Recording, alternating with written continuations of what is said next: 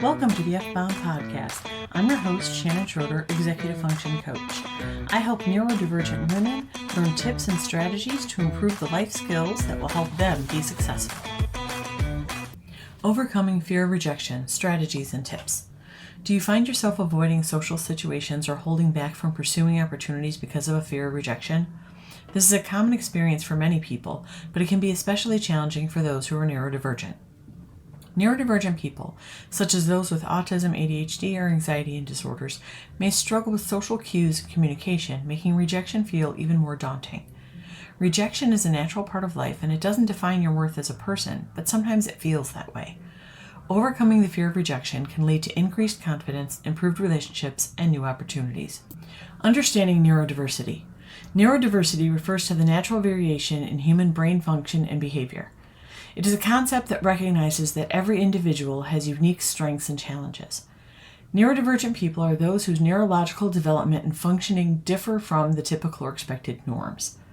This includes people with conditions such as autism, ADHD, dyslexia, and others. Neurodivergent people may experience challenges in social interaction, communication, sensory processing, and executive functioning. However, they also have unique talents and abilities that can be harnessed and utilized in various settings. Common challenges.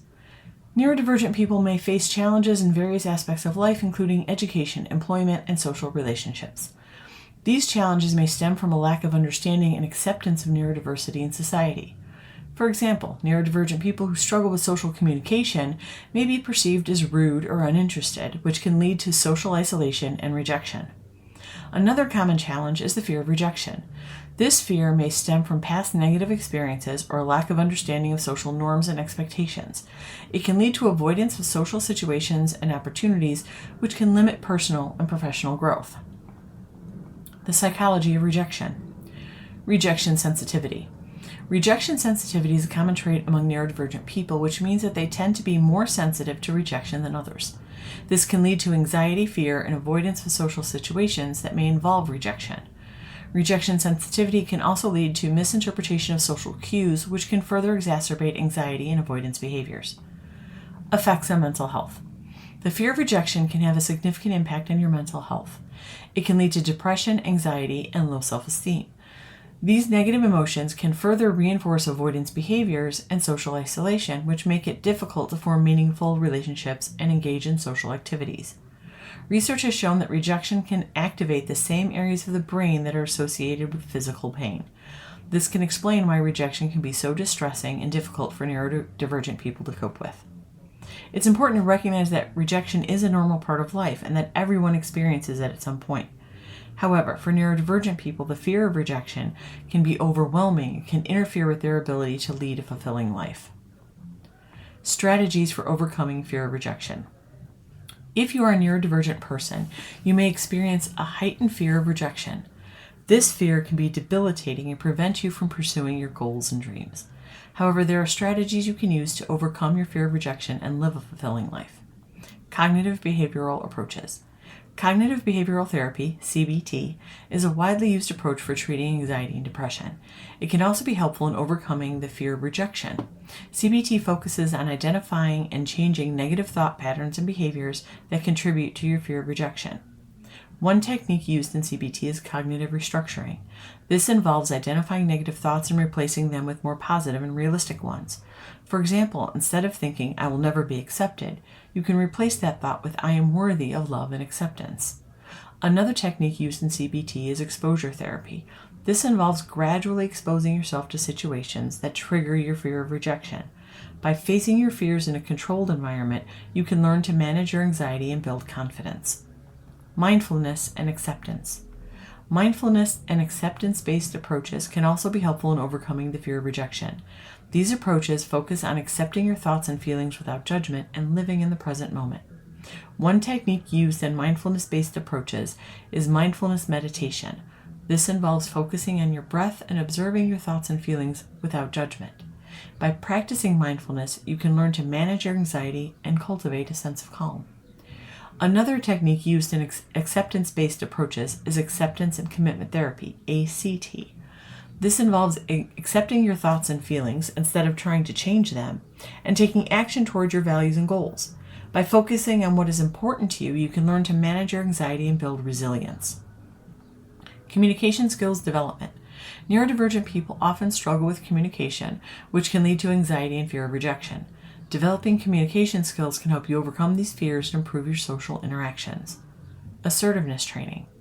Assertiveness training can help you learn how to express your thoughts and feelings in a clear and confident manner.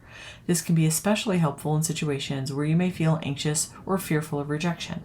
Some techniques you can learn in assertiveness training include using I statements to express your feelings, setting boundaries and saying no when necessary, and asking for what you want in a clear and direct manner. Social skills workshops. Social skills workshops can help you improve your ability to interact with others in a variety of settings.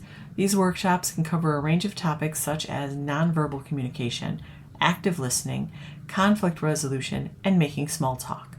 Attending these workshops can help you feel more confident in social situations and reduce your fear of rejection. Building resilience. Developing a growth mindset. One way to build resilience in the face of rejection is to develop a growth mindset.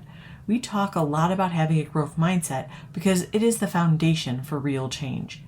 Having a growth mindset means viewing challenges and setbacks as opportunities for growth and learning rather than personal failures. Instead of getting discouraged by rejection, try to see it as a chance to learn and improve. It offers a new path for you to explore. To develop a growth mindset, try reframing negative self-talk and focusing on the progress you have made rather than just the end result.